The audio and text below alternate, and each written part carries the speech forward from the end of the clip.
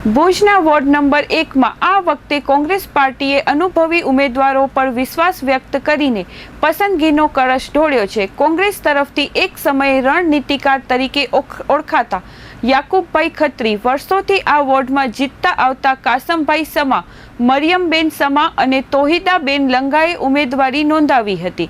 યાકુબભાઈ ખત્રીએ જણાવ્યું હતું કે આ વખતે કોંગ્રેસ પાર્ટીએ ઉમેદવારોની પસંદગીમાં ખાસ મહેનત કરી છે। તેમણે ઉમેર્યું કે ભુજ નગરપાલિકાના વહીવટમાં સુધારો લાવવા માટે કોંગ્રેસના ઉમેદવારોને જીતાડવું જરૂરી છે। સરસ માહોલ છે। વચ્ચેના ટાઈમમાં હું થોડો બહાર હતો એટલે ક્યાંય સક્રિય નથી રહી શક્યો, પણ પાર્ટી હમણાં મને બોલાવીને કીધું કે ભાઈ 1 નંબરમાં તમારી દાવેદારી કરવાની છે ને તમને ઊભા રાખવાના છે, આપની જરૂર છે। તો મેં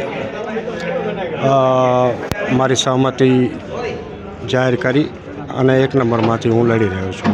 માહોલ બહુ સારો છે અને આમ જોવા જઈએ તો પ્રશ્નો એ નહીં જે પહેલાં હતા એ નહીં આજે પણ પ્રજાને સતાવે છે। એ જોતાં મને એમ થાય છે કે હજી પણ સારા માણસો ઓર અગર ઇન્ટરેસ્ટ લે શહેરમાં તો ભુજનો સારો વિકાસ થાય એમ છે।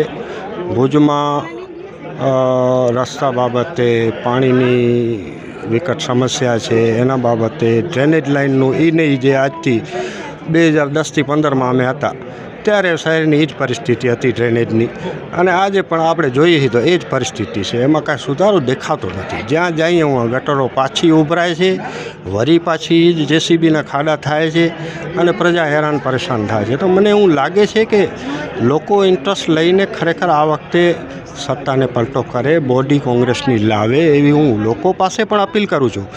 બોડીઓ પણ પ્રદેશના પ્રભારી મંત્રીઓ છે એ પણ ભુજ શહેર માટે ચિંતા સેવી રહ્યા છે અને એ પણ અમને પૂરો સહકાર આપી રહ્યા છે।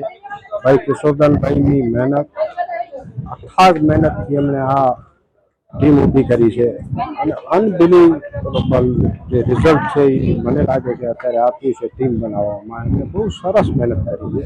આદમભાઈ સાખી, નવલસિંહ જાડેજા આવા અમારા નેતાઓ જે અત્યારે પોતાનું જે બીજા સેવકીય કાર્યો છે એમાંથી ટાઈમ કાઢી અને અમને મદદ કરી રહ્યા છે। હું એમ માનું છું કે અત્યારે ખરેખર કોંગ્રેસના જે ઉમેદવારો ઊભા છે એ બી એમના અનુભવનો લાભ લે। ભુજ શહેર માટે એમને બી બહુ ચિંતા છે। આદમભાઈ આજીપા હોસ્પિટલ જેવી હોસ્પિટલ બનાવી રહ્યા છે અને એમાંથી પોતાનો ટાઈમ કાઢી અને અમને એ લોકો ગાઈડ કરી રહ્યા છે કઈ રીતે ચૂંટણીમાં જાઉં, કયા કેન્ડિડેટને રાખવાના, શું કરવું શું ન કરવું, અને પૂરો સાથ સહકાર પાર્ટી તરફથી મળી ગયો છે।